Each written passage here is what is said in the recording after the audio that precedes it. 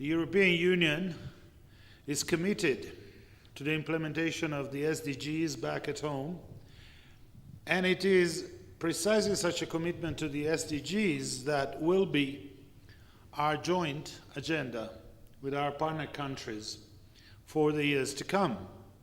As part of this agenda, we will be looking at strengthening focus on domestic revenue mobilization, more efficient public spending, boosting investment, improving the business climate, and other measures to boost growth and job creation.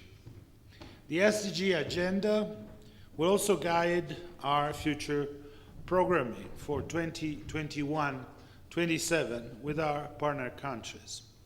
In that context, the African Fiscal Forum has a prominent role as a peer learning network to discuss and face fiscal challenges and difficult choices in SDG implementation. The European Union is a major player in supporting public financial management, including domestic resource mobilization worldwide, and the EU is at the forefront of advocating a transparent international tax agenda.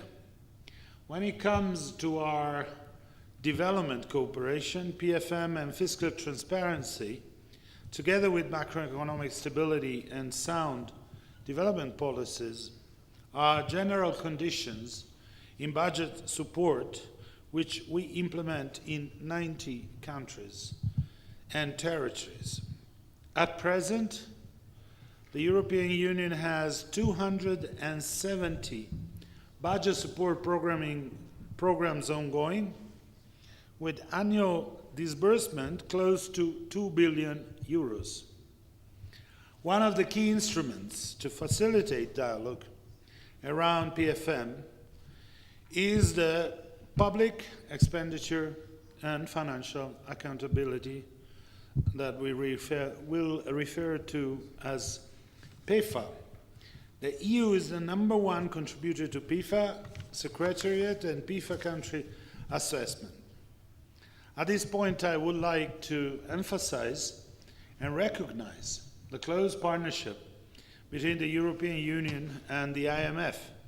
In particular, the African Fiscal Forum is part of a wider strategic framework agreed in 2016, in which the European Union and the IMF decided to join forces to support partner countries on fiscal issues related to 3 main priorities: fair and efficient domestic resource mobilization, which is epitomized by the short phrase collect more; strengthened expenditure management, that is spend better; and 3, focused support on sub-Saharan Africa, in particular low-income and fragile countries, under the Africa Flagship Initiative.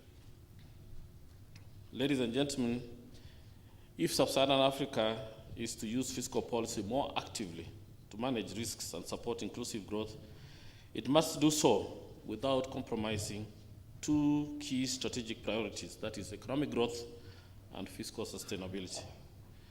Sub-Saharan Africa still desperately needs sustained rapid growth to raise income levels, which remain far below those of advanced and emerging economies. In addition, the region remains home to world's poor, and further progress on poverty fronts requires sustained growth. Therefore, burdensome taxation that unduly blunts the incentives of firms and workers to engage in productive activities will ultimately hinder inclusive growth. Also, preserving fiscal prudence and macroeconomic stability remains key for dealing with vulnerabilities, and thus leveraging fiscal policy in fighting poverty and inequality should not come at the expense of fiscal sustainability.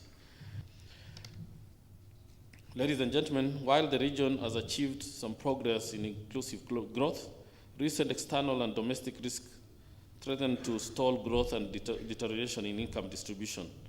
So, is there a case for sub-Saharan Africa to do more to ensure a more equitable distribution of the benefits of growth? I think the answer is yes. Fiscal policy needs to play a more fundamental role in fostering inclusive growth. To preserve macroeconomic stability, the government has now commenced a fiscal consolidation program aimed at lowering the fiscal deficits that ensures debt sustainability. Ladies and gentlemen, in addition to creating fiscal space by lowering debt ratios, raising more revenue is key to finance public spending. We continue to reform our tax system to achieve stronger revenue mobilization. One area that the government is keen in reforming is the property tax system.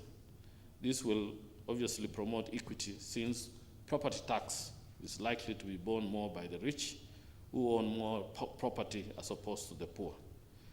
Ladies and gentlemen, together with the prudent macroeconomic policies, the government continues to improve the business environment so that the private sector can seize the opportunity to expand their business and create more jobs for our youth. Going forward and building on the achievements so far, the government has launched the Big Four agenda, covering increasing the contribution of manufacturing to a GDP, raising agricultural productivity to achieve food security, universal health care, and affordable housing program. Interventions in these areas will strengthen inclusive growth and reduce vulnerabilities to shocks. In a nutshell, the government has and is leveraging fiscal policy to promote inclusive growth and manage risks. I look forward for the outcome of this forum to see how we can strengthen the role of fiscal policy to promote inclusivity and prosperity for our people.